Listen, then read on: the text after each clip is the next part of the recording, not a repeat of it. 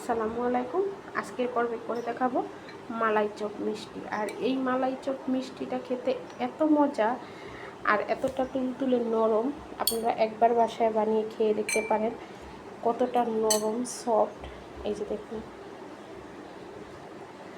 একদম সফট রসালো মালাই চপ। এই মালাই চপগুলো আপনারা খুব সহজেই ঘরে বানাতে পারবেন। সহজভাবে আজকে বানিয়ে দেখাবো, সহজ রেসিপিতে। মালাই চপ বানানোর জন্য এখানে আমি 1 কাপ গুঁড়া দুধ নিব, ফুল ক্রিম। এখানে হাফ কাপ নিয়েছি, আরও হাফ কাপ নিব, আরও হাফ কাপ নিলাম। টোটালি এখানে 1 কাপ গুঁড়া দুধ নিয়ে নিলাম। Half table spoon baking powder নিয়ে নিলাম। নিয়ে এটা গুঁড়ো দুধের সাথে মিশিয়ে নেব। মিশানো হয়ে গেছে। এখন এখানে আমি ঘি নিয়ে নিব। এখানে আমি হাফ টেবিল চামচ করে 2বার 1 টেবিল চামচ দিয়ে দিব। এখন হাতের সাহায্যে ঘিটাকে ডলে ডলে খুব ভালো করে গুঁড়ো দুধের সাথে মিশিয়ে নিতে হবে। মিশানোর কাজটাই কিন্তু খুব ভালো করে করতে হবে। দেখুন, খুব ভালো করে মিশিয়ে নিয়েছি। এই যে দেখুন, এখন এখানে আমি একটা ডিম নিয়েছি। ডিমটাকে খুব ভালো করে ফেটিয়ে নিয়েছি, তবে একটা ডিম পুরাটা দেব না, অল্প করে রেখে দেব। দিয়ে এখন হাতের সাহায্যে খুব ভালো করে মিশিয়ে নেব। একটা ডিম পুরাটাই লেগেছে। আর এখানে আমি সফট একটা ডো রেডি করে নিয়েছি, কিন্তু এটা সফট থাকবে না। এটা 15 মিনিটের জন্য আমি রেস্টে রেখে দেব। ফিরে এলাম 15 মিনিট পর। ডোটা কিন্তু একদম স্টিকি হয়ে গেছে, দেখুন। এখন হাতে একটু ঘি নিব, দেখতে পাচ্ছেন ঘি নিয়ে নিলাম। ঘিটা হাতে মেখে নেব, এতে করে বানানোর সময় হাতে লাগবে না। আর আমি একটা চামচ নিয়েছি, চামচের সাহায্যে খুব যাতে ছোট বড় না হয় তাই মেপে নিলাম। আর খুব সুন্দর করে ভালো করে এটাকে বানাতে হবে, যাতে করে এটাতে কোনো ফাটল না থাকে। আমি আজকে লম্বি করে বানাবো।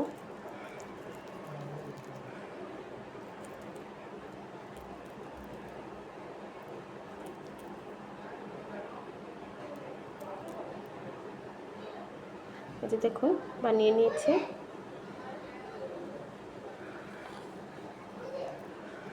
এভাবে করে চামচ দিয়ে মেপে তারপরে বানালে সবগুলা সমান হবে।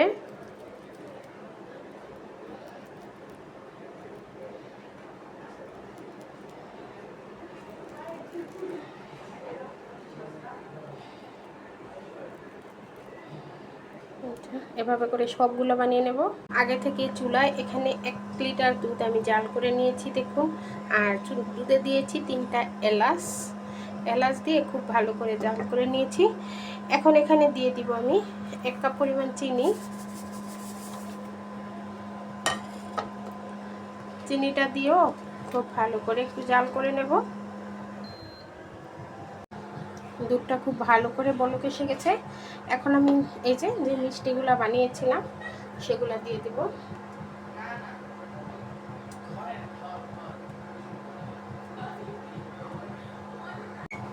সবগুলো মিষ্টি দেওয়া হয়ে গেছে। এখন আমি ঢাকনা দিয়ে এটাকে হাই হিটে রেখে জাল করে নেব কমপক্ষে 15 মিনিট। এগুলো কিন্তু ফুলে ডাবল হয়ে গেছে। ঢাকনার উপর দিয়ে দেখতে পাচ্ছেন বলক আসতেছে। আর আমি পাতিলটার হাতলটা ধরে একটু ঝুলিয়ে দিচ্ছি।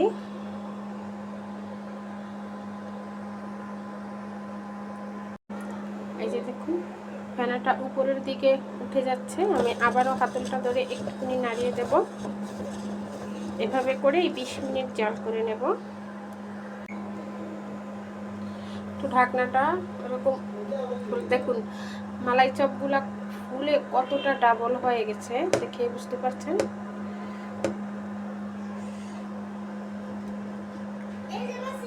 বিশ মিনিট জাল করা হয়েছে। এখন ঢাকনাটা উঠিয়ে আপনাদেরকে দেখাচ্ছি।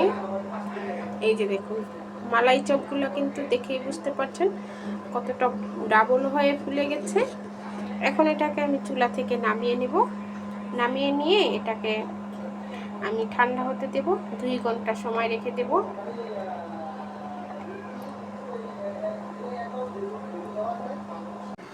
দুই ঘন্টা পরে ঠান্ডা হয়ে গেছে। মালাই চপগুলো দেখুন এক একটা ফুলে কত ডাবল হয়ে গেছে। আর রস খেয়ে একদম রসে টইটুম্বুর হয়ে গেছে। আমি আপনাদেরকে একটা কেটে দেখাচ্ছি। এই যে দেখুন কতটা সফট, এই যে দেখুন, এই যে দেখুন কতটা সফট। এই যে দেখুন, এভাবে করে বাচ্চাদেরকে ঘরে মালাই চপ বানিয়ে দিবেন। বাচ্চা কেন বলছি, বড়রাও কিন্তু খুব বেশি পছন্দ করবে। আশা করি আজকের এই মালাই চপের রেসিপিটা আপনাদের কাছে ভালো লেগেছে। তাহলে আজকে এই পর্যন্তই। আল্লাহ হাফিজ।